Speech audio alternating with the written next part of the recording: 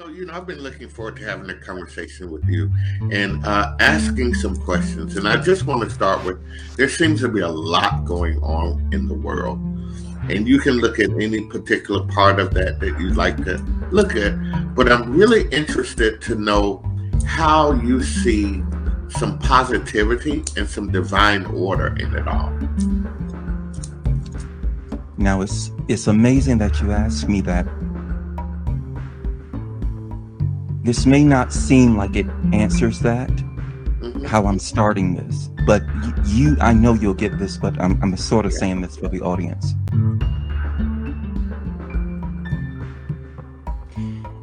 Well, we just mentioned that you're being lived.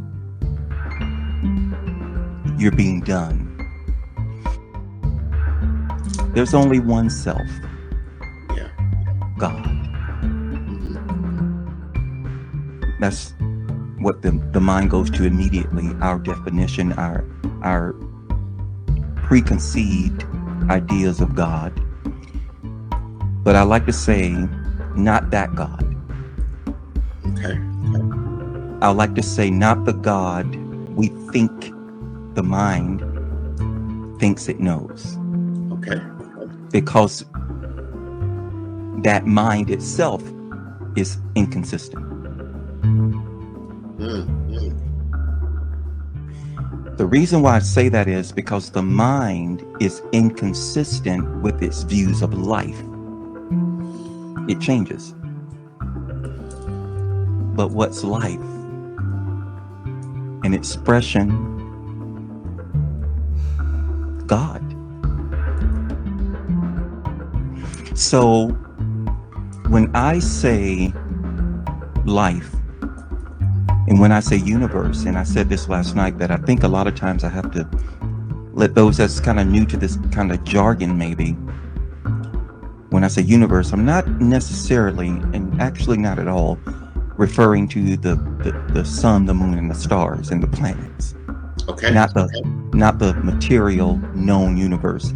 And universe, I like to use that word as one verse, but basically universal means nothing is excluded.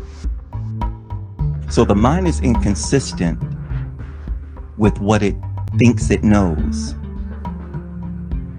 But what it thinks it knows is what? Life. Life is God. All life is God. God's life is you and I. But what never changes is that life.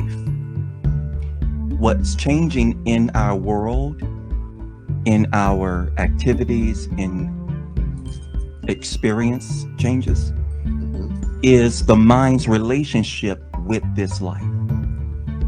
Okay. You have explained precept upon precept, and then through your life experience, you understand more of what you taught 30 years ago today. Correct. Yes. But it didn't change. That it was always there. Yeah. Electricity wasn't new. It's always been here. Obviously, they had light bulbs in the pyramids, so they were doing something. Electric cars. Yeah. The young people, I was about to say, don't know anything about it, but it's the older people that don't know about it. The young people investigate and say, wait a minute, electric cars aren't new. But the thing is, everything is here. Yeah. So to see positive in life is just to see life. Yeah.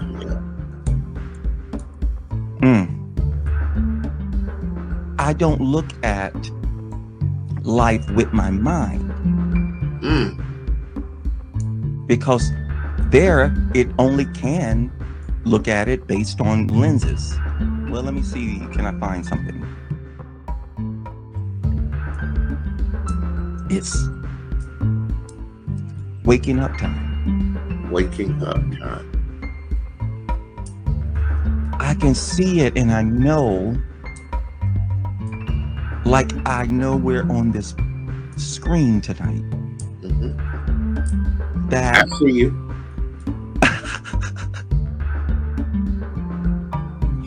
But now I can hear it. I can hear the fear with religious leaders and spiritual leaders, but it's just the mind. It's their mind. You said something really interesting. You said, I could have taught something 30 years ago, and then now I have a deeper understanding. And it said that life is really not linear, but it's circular, and we come back to places that we thought we understood, but we have a deeper meaning of it. With compassion for others who didn't get it then either. Yeah. I'm so glad you guys are on here, because it does something to me when someone is on this plane of understanding. I understand. Because it could feel lonely when you see someone commit a crime. First of all, that's in the, what's crime? It's from one country to the other, it changes. So, but we judge people when they break a law, or we judge people when they're disrespectful to their relatives or to the teacher or whatever. Well, if you were believing the thoughts that they were believing, you would do it too. Correct. And I think that's how I look at life, in a positive way, no matter what's in the news and the activities. If I was thinking and believing what that mass shooter was thinking and believing, my body would have followed it too. If I had those thoughts and if I believed them. I did work for years with President Carter on a program called Not Even One, which says that not even one death of a child due to firearms is acceptable. And this was before Columbine ever happened.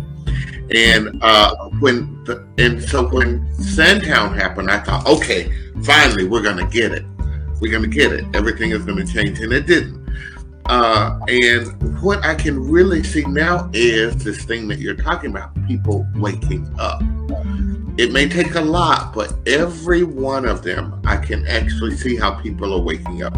I can see how the gun manufacturers are being held accountable and can now be bankrupted. I can see how parents are being held accountable and now being put in jail for making a weapon available, accessible as a gift to underage person. So I see those things working themselves out. Now, how long it's going to take us to wake up, I don't know, but we're the only people in the world who seem to be in this lull. So clearly at some point, all of America will have to wake up.